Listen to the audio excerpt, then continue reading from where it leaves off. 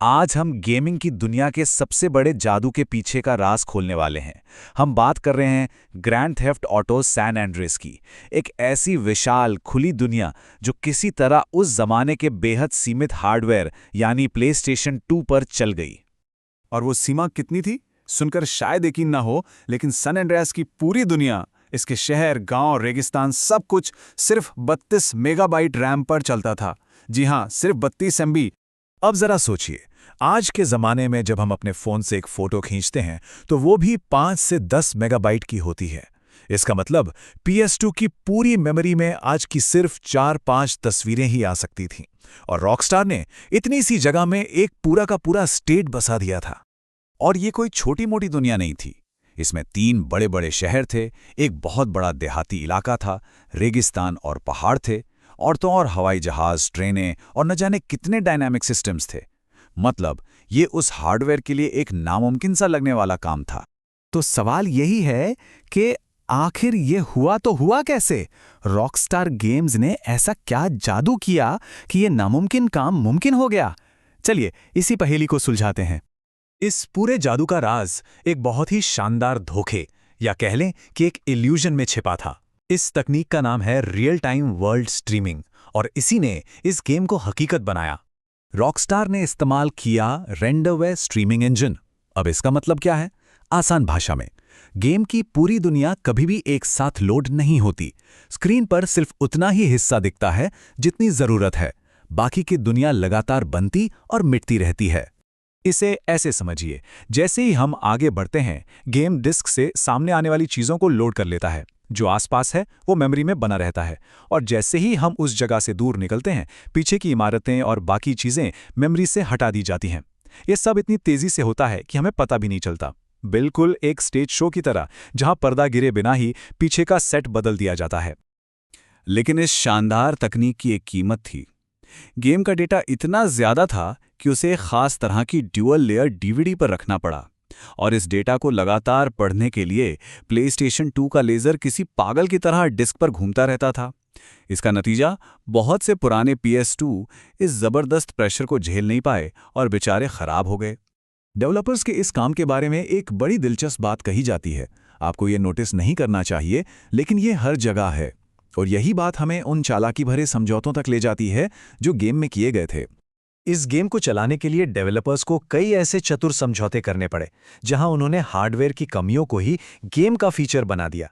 कभी ध्यान दिया है कि जब हम कोई तेज स्पोर्ट्स कार चलाते हैं तो सड़क पर अचानक वैसी ही कारें दिखने लगती हैं? ये कोई गड़बड़ नहीं थी, ये रैम बचाने की एक ट्रिक थी। गेम एक बार में कुछ ही तरह की कारों के मॉडल लोड कर सकता था, इसलिए वो उन्हीं मॉडल्स को बार बार दिखाता था जो पहले से मेमोरी में मौजूद हों।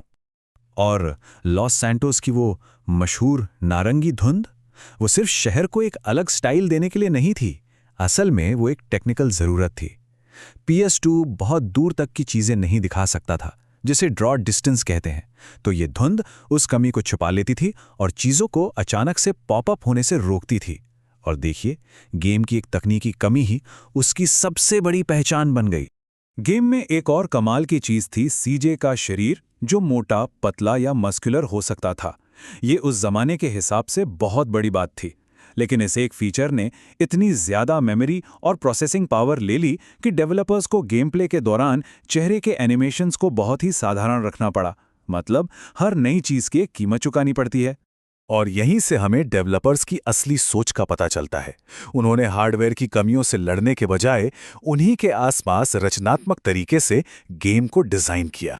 उनकी पहली प्राथमिकता हमेशा स्मूथ गेम प्ले थी, ना कि शानदार ग्राफिक्स। उन्होंने पूरी दुनिया को एक साथ चलाने की कोशिश करने के बजाय छोटे छोटे एक्टिव जोन बनाए, जहां ज्यादातर एक्शन होता था। सब कुछ एक असली दुनिया बनाने के बारे में नहीं, बल्कि एक असली दुनिया का भ्रम पैदा करने के बारे में था। सीधे शब्दों में कहें तो उन सीमाओं ने ही डेवलपर्स को इतना क्रिएटिव बनने पर मजबूर कर दिया। तो आखिर ये सब आज भी इतना मायने क्यों रखता है? इस गेम ने अपने पीछे क्या विरासत छोड़ी?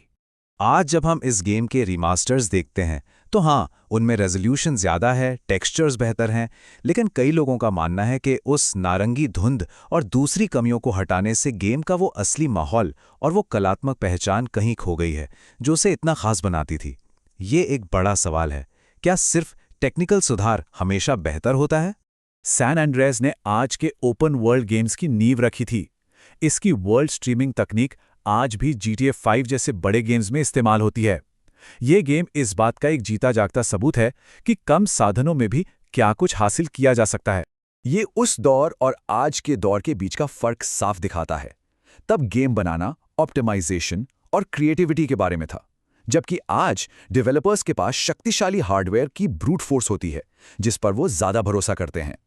आखिर में हम यही कह सकते हैं कि सैन एंड्रियास सिर्फ एक गेम नहीं था, ये मनोरंजन के पर्दे के पीछे छिपा एक तकनीकी चमत्कार था, एक ऐसा चमत्कार जिसने ये साबित किया कि सही सोच और रचनात्मकता के साथ किसी भी सीमा को पार किया जा सकता है।